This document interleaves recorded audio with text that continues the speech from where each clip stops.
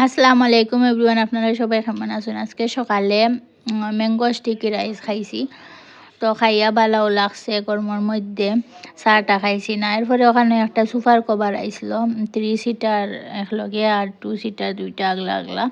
দেখলাম সব কিছু ঠিকঠাক আছে নি, দেখছি না ভালো আছে সব কিছু। এরপরে গেছিলাম বাইরে, আজকে কাজ আছে, আর কাজ আছে 2-1টা, আর সেলুনেও যেতাম। এরপরে ওখানে সকালে খাইয়া গিয়া আর তো কিছু খাইছি না, তো ওখানে ফার্স্টে পিৎজা খাইলাম, কই সেলুনও তো লেট হইব, তো কিছু একটা খাইয়া যাই।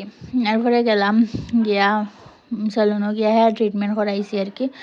হেয়ার ফল ওর বেশি, তো করাইয়া দেখি ঠিক হয়নি। এরপরে করাই টরাইয়া এরপরে ওখানে সামনে দোসা দেখছি বেচের, তো দোসা খাইলাম। দোসা এমনি আমার ভাল লাগে আর কি।